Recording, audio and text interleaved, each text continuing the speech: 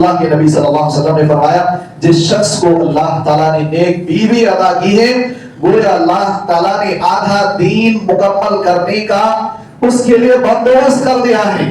باقی جو آدھا دین ہے اس کے بارے میں انسان کو اللہ تعالیٰ سے ڈرتے رہنا چاہیے, اس کے بارے میں سوچنا چاہیے. اگر نیک بیوی انسان کو مل جائے اس کا آدھا دین محفوظ ہو جاتا ہے. کیسے محفوظ ہو جاتا ہے؟ اس کے بہت سارے معنی اور مفہوم محدثین نے بیان کیا ہے. ان میں سے ایک مفہوم جو محدثین نے بیان کیا ہے, اللہ کے نبی صلی اللہ علیہ وسلم نے ایک حدیث کو بیان فرمایا جو انسان دو چیزوں کی حفاظت کی ذمہ داری گارنٹی مجھے دے دے میں اس کو جنت کی گارنٹی دیتا ہوں. ایک ہے زبان اور ایک ہے شرمگاہ. لہذا یہ دونوں چیزوں کی اگر حفاظت کر لیتا ہے کوئی تو اس کے لیے جنت گارنٹی ہے. اللہ کے نبی صلی اللہ علیہ وسلم نے فرمایا اگر کوئی انسان شادی کر لیتا ہے تو گویا وہ اپنے شرمگاہ کی حفاظت کر لیتا ہے. آپ نے فرمایا آدھا دین تم نے مکمل کر لیا, آدھا دین کے بارے میں تم اللہ تعالیٰ سے ڈرتے رہو, یعنی زبان کا صحیح استعمال کرو, اس کا غلط استعمال نہیں کرو. صدری ویسر لی امری واحلل عقدۃ من لسانی یفقهوا قولی رب زدنی علما. محترم حاضرین جمعہ, بزرگوں, نوجوان دوستوں, عزیز بچوں اور اسلامی ماں و بہنوں, پچھلے خطبہ جمعہ میں نکاح کا معنی, اس کا مفہوم آپ کے سامنے بیان کیا گیا تھا, اور نکاح کی جو ترغیب بعض اعتبار سے شریعت نے دی ہے, قرآن اور حدیث کے اندر جو نکاح کی ترغیب دی گئی ہے اس کے چند پہلو آپ کے سامنے بیان کیا گیا تھا. آج کے خطبہ جمعہ میں انشاءاللہ مزید نکاح کے بعض احکام و مسائل آپ کے سامنے بیان کیے جائیں گے. ان میں جو سب سے پہلا مسئلہ ہے کہ نکاح کا کیا حکم ہے. نکاح کا جو عام اور عمومی اعتبار سے جو حکم شریعت کا ہے وہ سنت کا ہے, یعنی نکاح یہ مسلمانوں کے اوپر سنت ہے, یہ عام لوگوں کے اعتبار سے. البتہ بعض لوگوں کے حالات اور ان کی سچویشن کو دیکھتے ہوئے نکاح کے احکام کبھی کبھار بدل جاتے ہیں. مثال کے طور پر بعض لوگ ہمارے معاشرے اور سماج میں ایسے ہیں جن کے اوپر یہ نکاح واجب اور ضروری ہے. ایسے لوگ جو نکاح کی طاقت رکھتے ہیں, استطاعت ہیں, بیوی کے اخراجات کو برداشت کر سکتا ہے, جسمانی اعتبار سے شادی کی جو ذمہ داریاں ہیں وہ ادا کر سکتا ہے, اور ایسا آدمی شادی اگر نہیں کرے تو برائی میں مبتلا ہونے کا خطرہ ہے. تو ایسے آدمی جن کو برائی پہ مبتلا ہو جانے کا خطرہ ہے اور ان کے پاس شادی کی استطاعت بھی موجود ہے, ایسے تمام لوگوں کے اوپر شادی واجب اور ضروری. شادی واجب اور ضروری ہے, اس کا کیا مطلب ہے؟ اس کا مطلب یہ ہے کہ اگر ایسے آدمی جن کے اوپر شادی واجب اور ضروری ہے وہ شادی نہیں کرتے ہیں تو ایسے لوگ اللہ تعالیٰ کے یہاں گنہگار ہیں, گناہ ان کو دیا جاتا ہے. کیونکہ واجب کا مطلب ہی یہی ہے کہ جس چیز کو کیا جائے, واجب کو کیا جائے تو اس کا اجر و ثواب ہمیں ملتا, اور اگر ہم واجب کو چھوڑتے ہیں بلا مجبوری, کوئی مجبوری نہیں ہے, کوئی عذر نہیں ہے, واجب کو چھوڑتے ہیں تو اس کا گناہ بھی ہمیں ملتا ہے. اگر کسی انسان کے اوپر یہ نکاح واجب ہے اور اس کے باوجود وہ بلا کسی عذر شرعی کے نکاح کو مؤخر کرتا ہے, لمبا کرتا ہے, اس کو کھینچتا ہے اور اپنی عمر کو ضائع برباد کرتا ہے, تو ایسے تمام لوگ اللہ تعالیٰ کے یہاں گنہگار ہیں. اور صرف یہی نہیں, جو لوگ بھی اس گناہ کے کام میں ان کے شریک ہیں, چاہے ان کے ماں باپ ہوں, ان کے رشتہ دار ہوں, سماج معاشرے کے لوگ ہوں, جو لوگ جانتے بوجھتے کہ اس آدمی کے اوپر نکاح واجب ہے, ان کے پاس استطاعت موجود ہے, اس کے باوجود وہ مختلف بلا بہانے کے مختلف طرح کے بہانے بناتے ہیں اور اپنے اولاد کی شادیاں نہیں کرتے, ایسے تمام لوگ اللہ تعالیٰ کی یہاں گنہگار ہیں. لہذا بعض لوگوں کے اوپر شادی واجب اور ضروری ہو جاتا ہے، اور یہاں پہ عذر سے مراد شریعت نے جس کو عذر قرار دیا ہے وہ عذر مراد ہے. اس سے مراد وہ عذر نہیں ہے جو ہم بناتے ہیں، معاشرے میں پیش کرتے ہیں. ہماری بیٹے کی جاب نہیں لگی، نوکری نہیں لگی، ابھی تو صرف 25 سال کی عمر ہوئی ہے، 25 سال میں ہمارے یہاں شادیاں نہیں ہوتی. جب تک 30-35 سال نہیں گزر جائے بچے کو بچہ ہی سمجھا جاتا ہے، آدمی ابھی تک تصور نہیں کیا جاتا. یہ سب ہمارے بنائے ہوئے عذر ہیں. اللہ تعالیٰ کی یہاں ان عذر کی کوئی بھی اہمیت نہیں ہے. یہ عذر ہم اللہ تعالیٰ کے یہاں پیش کر کے بچ نہیں سکتے ہیں. لہذا جو عذر شریعت نے عذر قرار دیا ہے وہ عذر ہے، اس کی وجہ سے انسان شادی سے دور رہ سکتا ہے. لیکن جو عذر ہم بناتے ہیں، جو بہانے ہم بنا کے شادیاں لیٹ کرتے ہیں، اس عذر کا اللہ تعالیٰ کے یہاں کوئی بھی اعتبار نہیں ہے. ایسے عذر ہم اللہ کے یہاں پیش نہیں کر سکتے، ان کو پیش کر کے ہم اپنے آپ کو بچا نہیں سکتے. لہذا جن کے اوپر شادیاں واجب ہیں ان کو کرانا چاہیے. ان کے ولیوں کو، گھر والوں کو، ذمہ داروں کو اس بارے میں سوچنا چاہیے. سماج اور معاشرے کو اس سلسلے میں سوچنا چاہیے. بعض لوگوں کے اوپر نکاح واجب اور ضروری ہوتا ہے، ایسے ہی بعض لوگوں کے اوپر نکاح کبھی کبھار حرام بھی ہو جاتا، حرام بھی ہوتا ہے. کچھ لوگ شادیاں نہیں کر سکتے، ان کے لیے حرام ہے. مثال کے طور پر کوئی ایسا آدمی جو شادی کا جو اصل مقصد ہے وہ پورا نہیں کر سکتا، اپنی بیوی کی خواہشات کو پورا نہیں کر سکتا، یا نامرد ہے صاف لفظ میں، اور اس کی وجہ سے عورت کو تکلیف ہو سکتی ہے، تو ایسے لوگوں کے اوپر شادی حرام ہے، واجب نہیں ہے اور نہ ہی سنت ہے. ایسے لوگوں کو شادی سے دور ہونا چاہیے. اس کے لیے شریعت نے جو دوسرے راستے بتائے ہیں وہ انسان کو اختیار کرنا چاہیے. لہذا خلاصہ یہ ہے کہ شادی ایک عام حالات میں عام لوگوں کے لیے تو سنت ہے، لیکن بسا اوقات جن کے پاس استطاعت ہوتی ہے، طاقت ہوتی ہے، اخراجات اور شادی کی ساری ذمہ ادا کر سکتے ہیں، اور اگر وہ شادی نہ کرے تو برائی میں مبتلا ہونے کا ڈر بھی ہے ان کو، ان لوگوں کے اوپر شادی بسا اوقات واجب اور ضروری ہے. اور اسی طرح سے بعض ایسے لوگ ہیں جو شادی کے مقاصد کو پورا نہیں کر سکتے، ایسے لوگوں کے اوپر شادیاں حرام بھی ہوتی ہیں. یہ شادی کے احکام اور مسائل اور اس کے حکم سے متعلق چند چیزیں تھیں جو آپ کو بتائی گئی. اس کے بعد ایک اہم مسئلہ ہے کہ شریعت نے جو یہ نکاح اور شادی کا سسٹم ہمارے لیے نافذ کیا ہے، اس کا کیا مقصد ہے، اس کے پیچھے کیا مقاصد ہیں شریعت کے. بہت سارے مقاصد کے تحت اللہ تعالیٰ نے یہ نظام اور سسٹم ہمیں دیا ہے. ان میں جو سب سے پہلا مقصد ہے وہ ہے اللہ اور اس کے رسول کی اطاعت اور عبادت، اللہ تعالیٰ کی عبادت.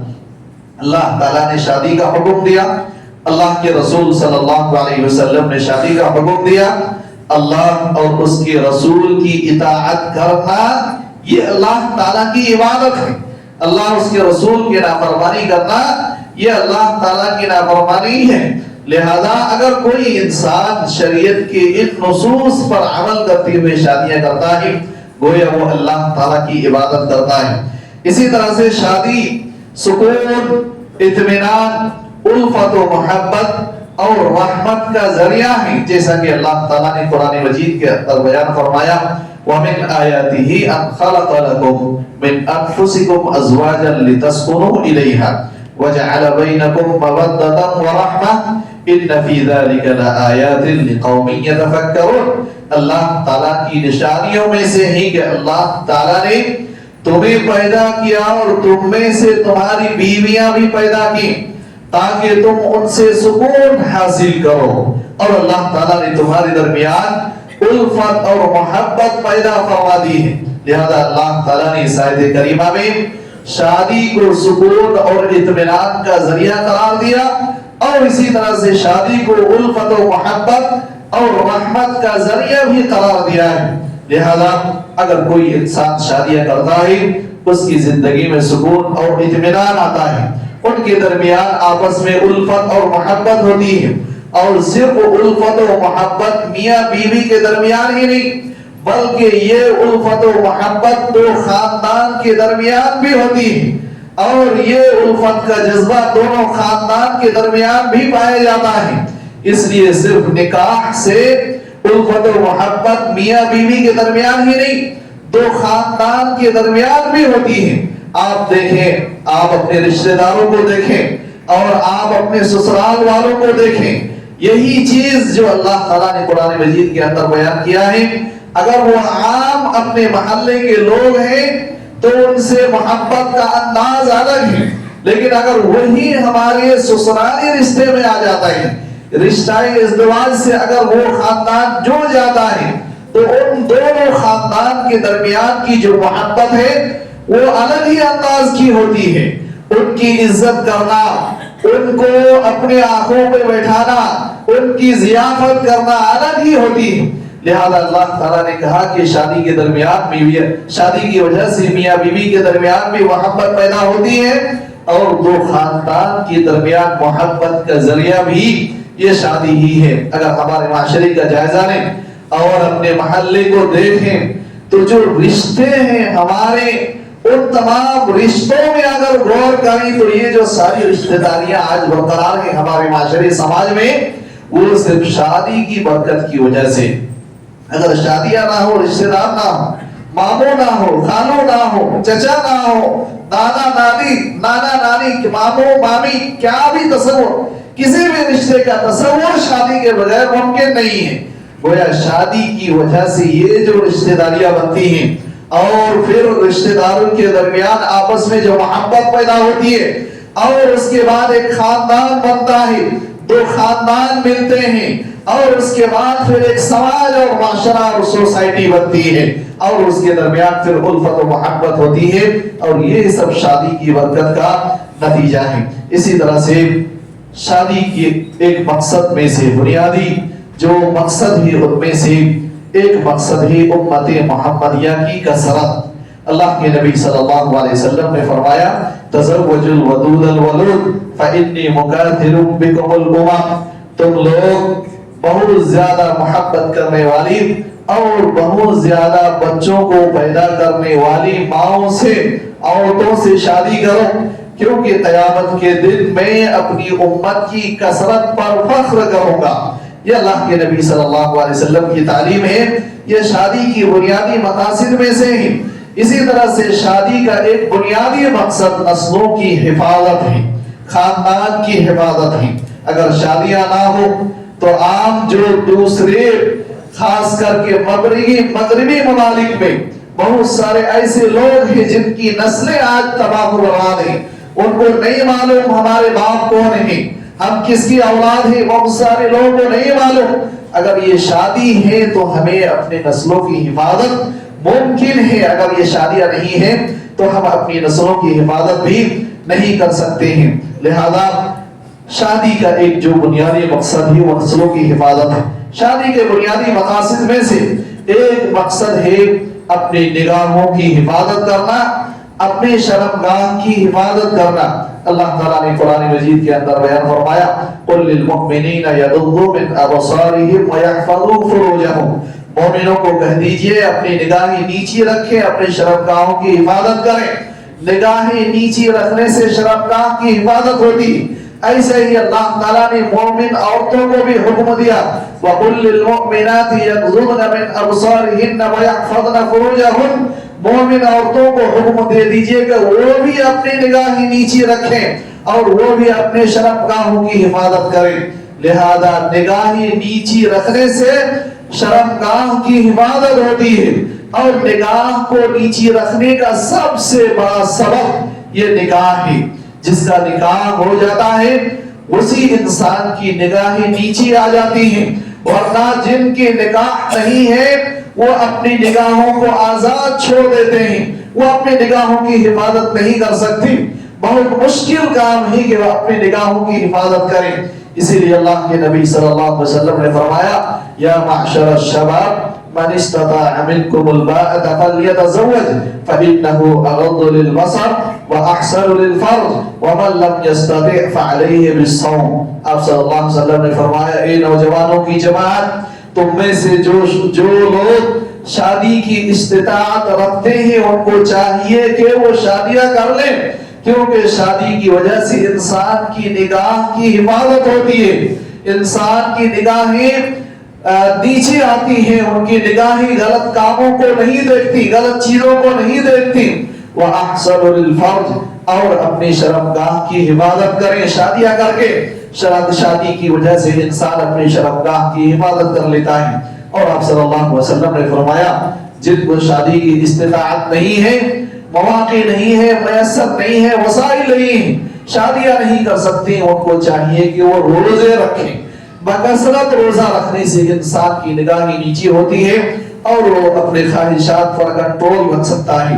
اسی طرح سے شادیوں کے مقاصد میں سے ایک بنیادی مقصد ہے کہ اخلاقی بگاڑ سے اپنے سماج معاشرے کو، اپنے لوگوں کو، اپنی اولاد کو بچایا جائے.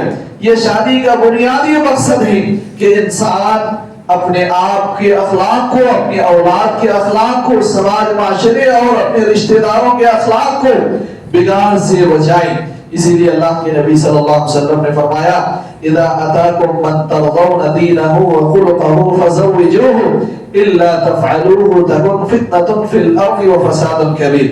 آپ صلی اللہ علیہ وسلم نے فرمایا کہ تمہارے پاس جب کوئی مناسب رشتہ آ جائے جس کے اخلاق اور دین سے تم راضی ہو، خوش ہو، تو تم پھر دوسری چیزیں دیکھو نہیں، اپنے بچوں اور بچیوں کی شادیاں کرا دو. اگر شادیاں نہیں کراؤ گے تو ایسی صورت میں معاشرے اور سماج میں اخلاقی بگاڑ آئے گا، فتنہ آئے گا، فساد آئے گا. لہذا شادیاں یہ فتنہ سے، اخلاقی گراوٹ سے، اخلاقی بگاڑ سے ہمارے معاشرے اور سماج کو بچاتا ہے. اسی طرح سے شادیوں کے مقاصد میں سے ایک بنیادی مقصد ہے انسان کو فقر و فاقہ، تنگی سے نجات دلانا. شادیوں کے مقصد میں سے ایک بنیادی مقصد ہے انسان کو فقر و فاقہ سے نکالنا، تنگ دستی سے، غریبی سے نکالنا. یہ شادیوں کے بنیادی مقاصد میں سے ہیں. یہ باتیں ابھی ہمیں سمجھ میں نہیں آئیں گی کیونکہ ہم الٹا اس کے برخلاف سوچتے ہیں. اگر شادیاں کریں، اپنے بیٹوں کی شادیاں کرا دیں تو ہمارے خرچ بڑھ جائیں گے، ہم غریب ہو جائیں گے. لیکن اللہ تعالیٰ نے اس کے برخلاف کہا تم شادی کرو، اپنے اولاد کی شادیاں کراؤ، اللہ تعالیٰ تمہیں مالدار بنائے گا، تمہیں غنی کرے گا اللہ تعالیٰ. لہذا شادیوں کے بنیادی مقصد اور فائدوں میں سے یہ ہے کہ انسان اس کی وجہ سے بے نیاز ہوتا ہے، مالدار ہوتا ہے، اور فقر و فاقہ کی تنگ دستی اور فقر و فاقہ کی جو چیزیں ہیں، جو پریشانیاں ہیں، ان سے اللہ تعالیٰ ان کو نجات دیتا ہے. یہ اللہ تعالیٰ کا وعدہ ہے. اللہ کے نبی صلی اللہ علیہ وسلم کے زمانے میں صحابہ کرام کے واقعات اس پہ دلیلیں ہیں، سچے واقعات اس کے واضح شواہد ہیں، دلیلیں ہیں کہ شادیاں کرنے سے انسان کی زندگی سے فقر و فاقہ ختم ہو جاتا ہے. ایک آدمی جو غیر شادی شدہ ہے، جس لگن سے کام کرتا ہے اس کو دیکھیں، اور ایک وہ آدمی جس کی شادی ہو چکی ہے اس کو دیکھیں. دونوں کو کام کے انداز میں بہت آپ کو دونوں کی محنت میں فرق نظر آئے گا. جس آدمی کی شادیاں نہیں ہوئی ہے وہی بے ڈھنگے والے انداز، جب چاہے سوئیں، جب چاہے جاگیں، جہاں چاہے جائیں، جب چاہے جائیں.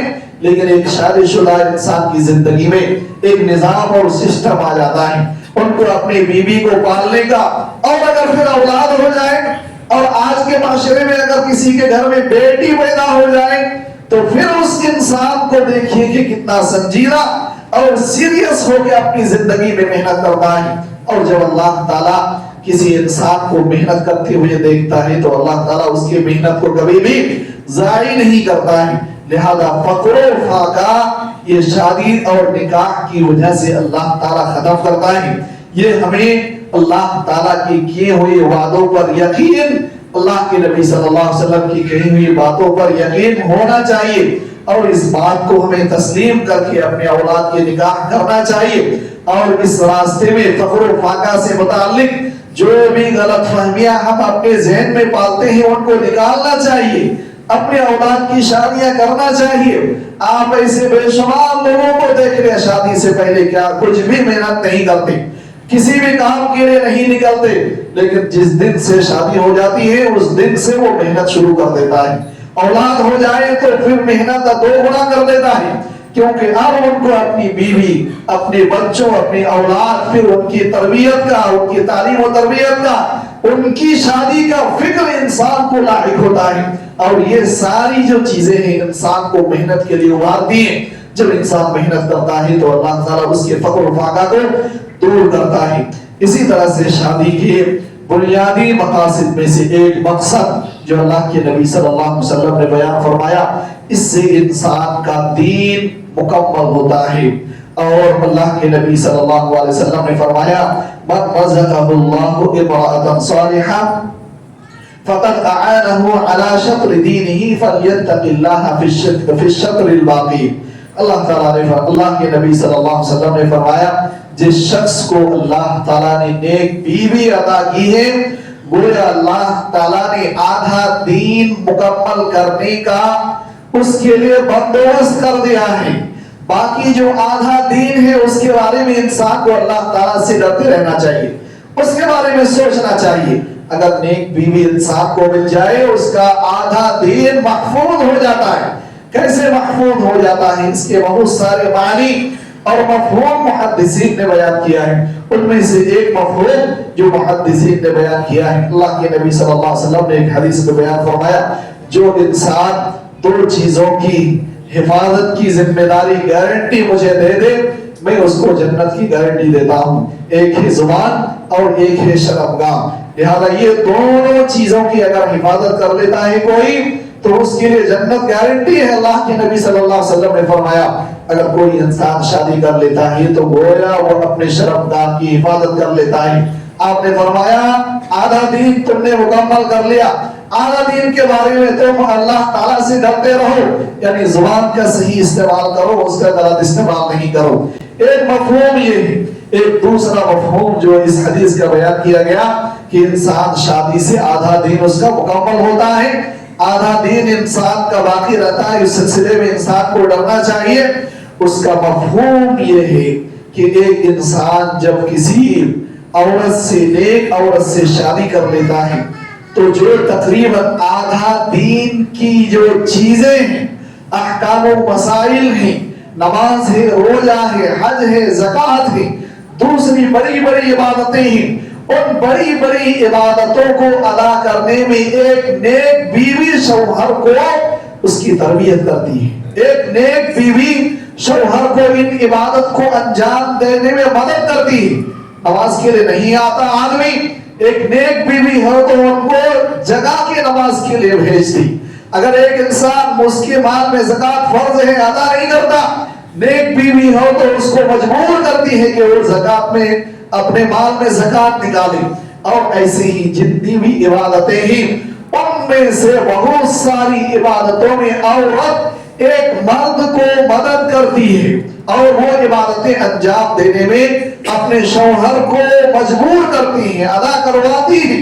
اس وجہ سے اللہ کے رسول صلی اللہ علیہ وسلم نے فرمایا اس نے گویا آدھا دین تو محفوظ کر لیا، آدھا دین تو اس پہ عمل کرنے کا مواقع اس کو مل گیا شادی کے ذریعے سے۔ باقی جو آدھا دین ہے جس کا تعلق اس کی بیوی سے نہیں ہے، اس کو خود کرنا ہے، ان امور کے بارے میں انسان کو سوچنا چاہیے، ان کے بارے میں انسان کو غور و فکر کرنا چاہیے اور اللہ تعالیٰ سے ڈرتے رہنا چاہیے۔ اسی طرح سے شادی کے جو مقاصد ہیں ان میں سے ایک بنیادی مقصد ہے اولاد کی نعمت سے بہراور ہونا، اولاد کی نعمتیں ملنا۔ اللہ تعالیٰ چاہتا ہے کہ جو نعمتیں اللہ تعالیٰ کی ہیں وہ اللہ تعالیٰ اپنے بندوں کو عطا کریں۔ اولاد اللہ تعالیٰ کی بڑی نعمت ہے اور اس نعمت کا احساس ہمیں ان لوگوں سے پوچھنا چاہیے جن کو اللہ تعالیٰ نے اولاد سے محروم رکھا ہے۔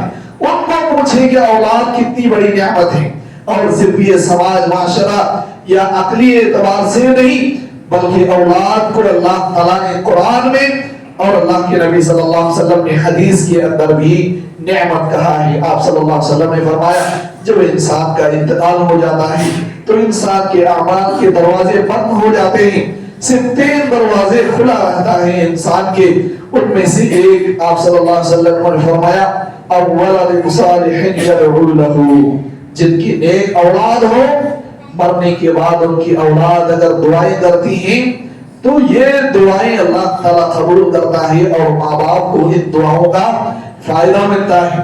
لہذا ایک انسان اپنے اولاد کی نعمت سے دنیا میں بھی فائدہ اٹھاتا ہے، مرنے کے بعد بھی نیک اولاد کا فائدہ انسان کو ملتا رہتا ہے۔